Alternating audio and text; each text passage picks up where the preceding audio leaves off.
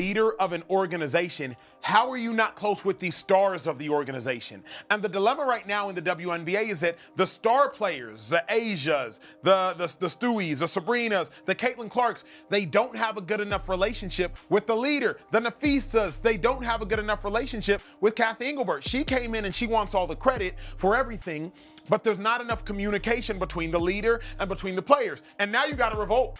Now everybody in the W is like, hold on, we want you up out of there. But I think the best thing I heard is, how can you negotiate if you don't communicate? And the dilemma is there's not even a negotiation, a quality negotiation right now between the players and between the W, because there's not quality communication right now between the players and between the executives for the W. Okay, so Adam Silver actually did it. Fever fans have been screaming for this, and he finally listened. Cathy Engelbert, she's out. Yeah. The commissioner who thought Caitlyn Clark owed her gratitude just got thrown out like old garbage. This is huge. Everything's different now, and the whole league is just buzzing.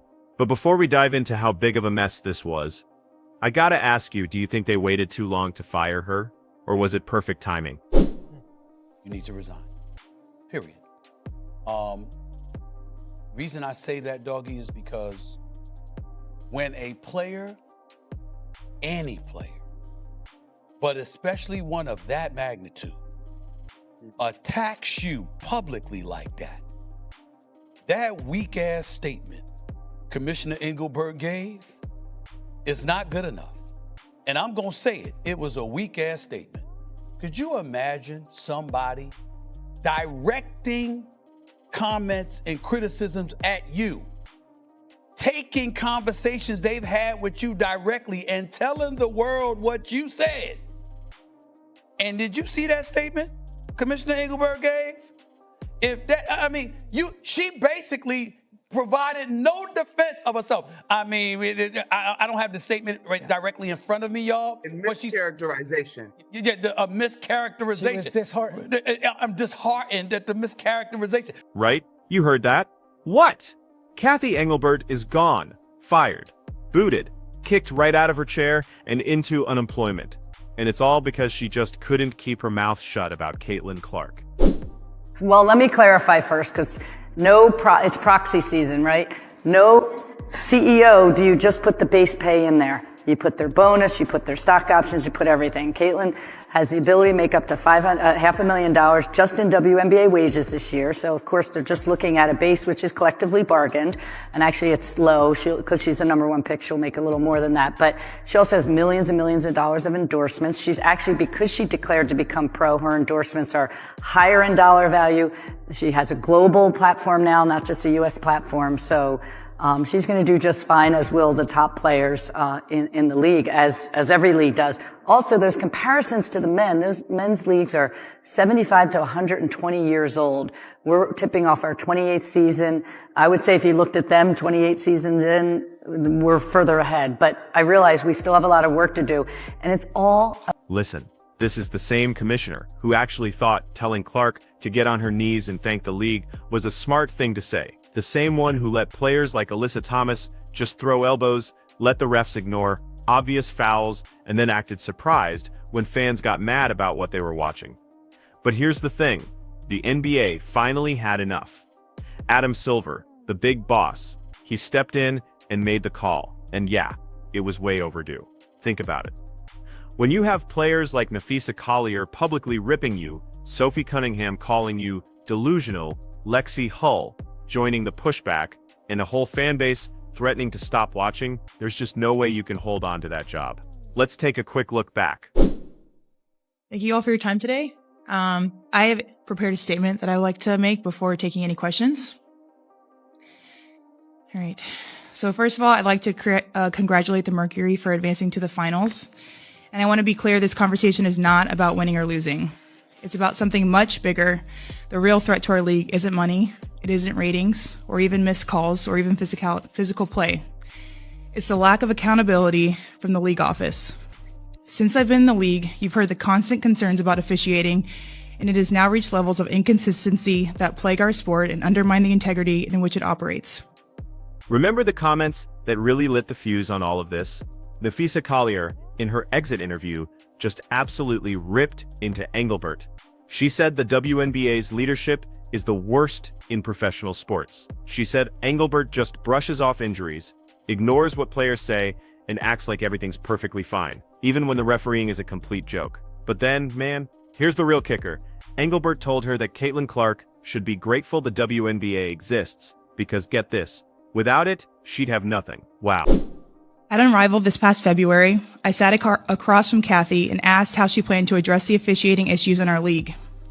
Her response was, well, only the losers complain about the refs. I also asked how she planned to fix the fact that players like Caitlyn, Angel, and Paige, who are clearly driving massive revenue for the league, are making so little for their first 4 years. Her response was, Caitlyn should be grateful she makes $16 million off the court, because without the platform that the WNBA gives her, she wouldn't make anything. And in that same conversation, she told me players should be on their knees thanking their lucky stars for the media rights deal that I got them. That's a mentality driving our league from the top. We go to battle every day to protect a shield that doesn't value us. The league believes it succeeds despite its players, not because of them. Really, Cathy? Is that what you think? Caitlyn Clark was selling out college arenas before she even thought about the WNBA. She had massive sponsorships locked down way before she left Iowa, and she pulled in more viewers for a single college game than some WNBA playoff games have ever seen. And your brilliant idea is to tell her she should be grateful? That's like telling Taylor Swift she should thank a karaoke bar for letting her sing. It's just ridiculous. Lucky she's got a $16 million deal because of the platform the WNBA gave her. It is the single dumbest thing ever said by a sports commissioner in American sports. But here's the thing, Engelbert's arrogance. That's what made Adam Silver's decision unavoidable. Caitlyn Clark, she basically saved the WNBA, right? She brought in huge attendance numbers, boosted ratings, landed new sponsorships, and got those big media deals. She brought a ton of new fans, droves of them. And instead of protecting her, instead of making her the absolute centerpiece, Engelbert just let her get hacked game after game. Then she started fining anyone who dared complain about the officiating. Even Fever head coach Stephanie White got hit with a fine, just for agreeing with Cheryl Reeve. That's how crazy it got. Coaches couldn't speak the truth. Players couldn't speak the truth. And fans who dared point out the mess were labeled toxic. So Adam Silver stepped in, and let me tell you, this isn't just about Clark. This is about the entire league spiraling because Engelbert couldn't connect with players.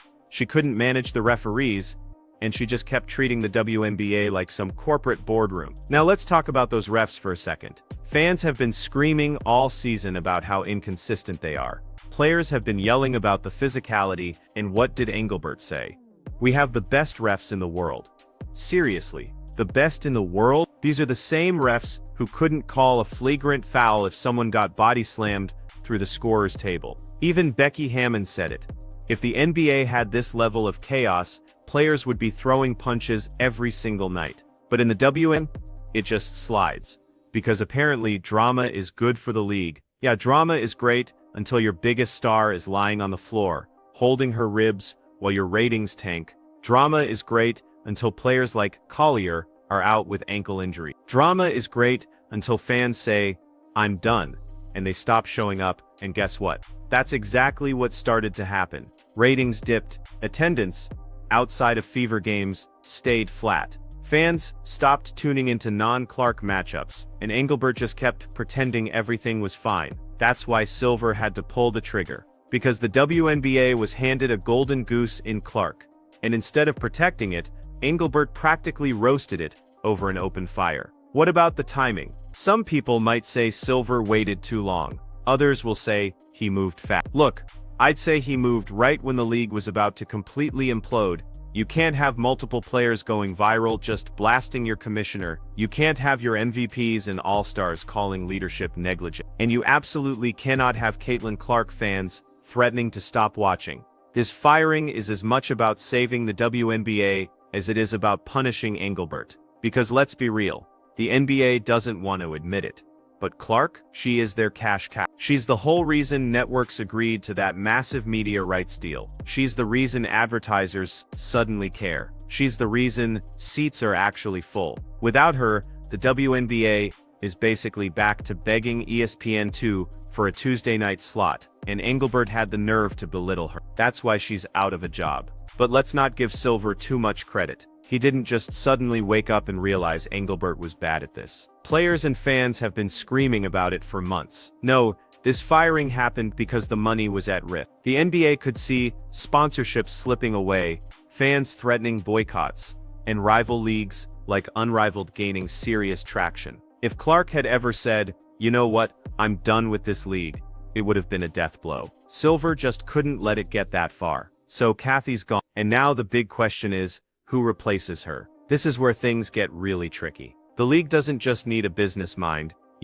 it needs someone who actually understands basketball, someone who understands players, and someone who can build real relationships. Because the next commissioner can't just be about cutting big media deals. They need to restore trust. They need to make players feel valued, not ignored. They need to make fans feel respected, not just dismissed. And honestly, that's a huge ask. Because Engelbert left behind a massive mess. You've got angry players, totally disillusioned fans, refs with zero accountability, and a league office that's more interested in PR spin than actually facing reality. Whoever steps in next is going to have to start by cleaning up that officiate, because until that's fixed, literally nothing else matters. Now let's circle back to Caitlyn Clark again, because make no mistake, this firing is all about her. She is the eye of this storm. How she was treated on the court, how she was dismissed off it, and her absolutely massive importance to the league. Those are the exact reasons Silver finally acted.